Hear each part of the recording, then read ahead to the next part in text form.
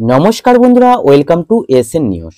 তো আজকের সকাল থেকে একটা নিউজ দেখছিলাম যেটা চারিদিকে ছড়িয়ে পড়েছে আর পড়ারই কথা, এবং তার হেডলাইন হলো ইস্টবেঙ্গল সমর্থকদের হাতে আক্রান্ত এক সাংবাদিক যার নাম অরিত্র বসু।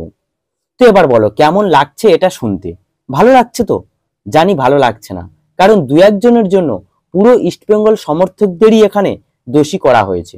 আর হবেই তো, কারণ একজন সাংবাদিক সে কিন্তু কোনো দলের সাপোর্টার হয়ে কোনো নিউজ কভার করতে যায় না, আর তাকেই যখন সেই নিউজ কভার করতে গিয়ে মার খেতে হবে তখন তো দোষ সমস্ত সমর্থকদেরই ঘাড়ে গিয়েই পড়বে। আর সত্যি বলতে এটা তো কাম্য নয়।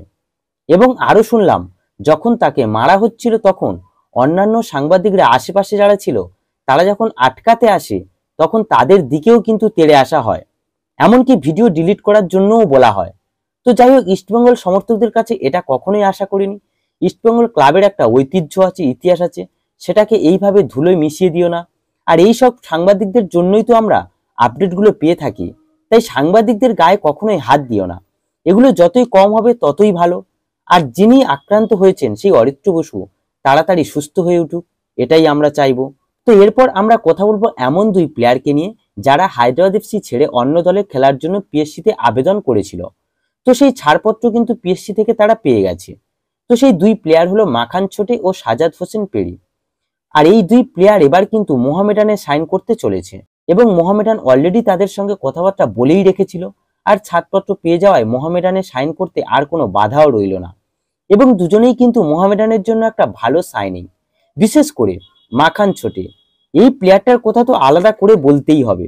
অনেকগুলো পজিশনেই সে খেলে থাকে, ব্রিলিয়ান্ট একজন প্লেয়ার।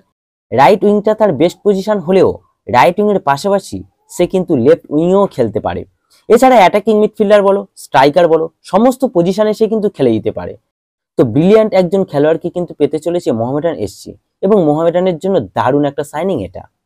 তো এই দুজন ছাড়াও আরো এক ইন্ডিয়ান প্লেয়ার ভিঘ্নেশ দক্ষিণামূর্তি, সেও কিন্তু অন্য দলে সই করার জন্য পিএসসির কাছে আবেদন করেছিল, এবং সেও ছাড়পত্র পেয়ে গেছে।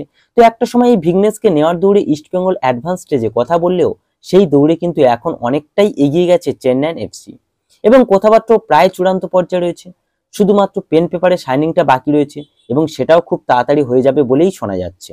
তো গাইস, এই ভিডিওতে এই আপডেটগুলি জানানোর ছিল। যদি ভিডিওটি ভালো লেগে থাকে তাহলে অবশ্যই লাইক ও সাবস্ক্রাইব করে দিও।